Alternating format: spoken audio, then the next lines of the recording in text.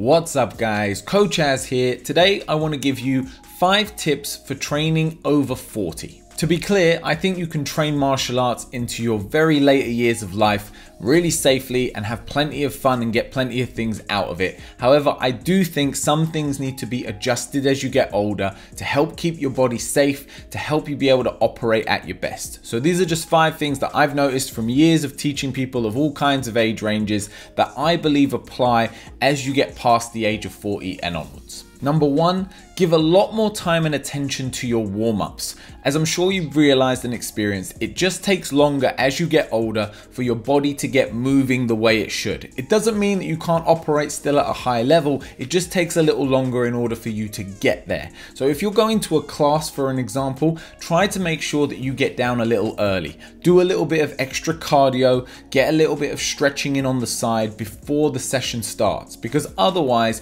you're going to spend the first half of this class, half of the session still warming up, and then you're not going to feel like you're getting into your groove until the very end of the class. Well, you can still be making gains, you can still be improving, but I think it just takes a little bit more time up at the beginning.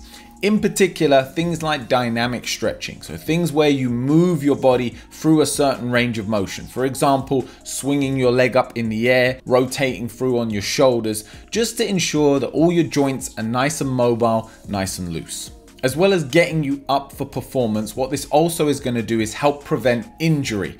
It's very normal that as we get older, we are more susceptible to pulling muscles, to breaking bones, to twisting joints, all of these things that happen to us. The more we warm up, the more we prepare our body, the less likely any of this is to happen. Number 2, dedicate more time to stretching. So this kind of goes hand in hand with what we said before, but this also really applies after your training. The old saying of use it or you'll lose it really applies here. As we get older, if we don't stretch regularly, our flexibility will deteriorate really quickly. Whereas before, if we were younger, we could not stretch for a couple of weeks and then very quickly get that back. It takes a lot longer as you get older, and we need to ensure that we're keeping up with our flexibility training. Not only from the point of view of being able to throw techniques correctly, such as being able to throw a head kick or be able to get into a butterfly guard in BJJ, but also from the point of view of reducing the risk of injury. The more mobile our muscles are, the less likely that we are to pull them. Your best bet is small, regular stretching sessions, whether that be 10 to 15 minutes a day, or you might split it up. Let's say you do 5 minutes before class, 10 minutes after class. And what I also really recommend is picking a day of the week, especially an active rest day, where you really focus in on some stretching. Maybe go attend a yoga class and spend a good 30 minutes to an hour just focused on mobility work. Number 3 is spar less often. And this is going to be a hard one for people to hear because sparring is often what people enjoy the most about their training. But, and as I've said it multiple times in this video, as we get older, our chances of injury only increase. So if we reduce the high risk activities such as sparring, it means we limit the chances of that happening, which means that we can continue to train for longer. It's inevitable that as we get older, we slow down a little bit. And what this means is we can be more susceptible to taking big shots that, generally speaking, we're less able to handle as well in sparring. What I'm not telling you to do is to not spar at all. I'm just telling you to be smart about it. Make sure that you've got good sparring partners that you know and that you can trust and that you can work with in a constructive way without increasing the risk of injury too much. Number 4, put more attention on your recovery.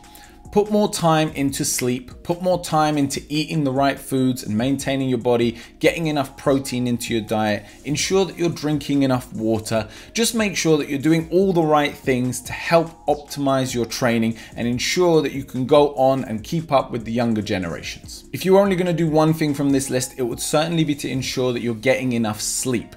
Remember that we only recover when we're resting. So we're not recovering in between gym sessions. We're only recovering at nighttime when we go to sleep. So if you're beating yourself up in training, if you're still doing your 2-hour sessions, if you're still doing your sparring, it's imperative that you give your body and your mind the opportunity to recover so that you can continue to perform at your best moving forwards. Finally, number 5, train with the younger generations. It's normal for us to want to train with people of our own age and our own experience, but I've actually found the greatest benefit comes from training with people that are younger than you. Train with those that are hungry, train with those that have got that youthful energy, because you can feed off of that and you can vibe off of it. Also, it helps keep you up to date with the sport. So rather than you being stuck in your very old school ways, which there's obviously nothing wrong with, it helps keep you up to date with what the next generation is doing. Martial arts evolve incredibly quickly. Every 10 years, I would say we see a dramatic improvement in the general overall skill of martial artists. So being able to train with people 10, 15, 20 years younger than you is really important.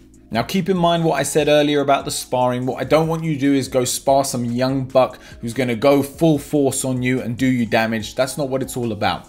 But ensure that you're doing some pad work with some people. Make sure that you're doing some technical sparring. Make sure you're doing a technical roll so that you're staying up to date and also just keeping the sport fresh for you. You don't feel like you're just doing the same thing you've been doing for the last 20 years. It's also a chance for you to start giving back. So whether or not you choose to go into coaching, I think being able to hand your experience off to the next generation is a beautiful thing, and it's something that we should all inspire to do, whether it be in a coaching role or just simply working with someone in the room.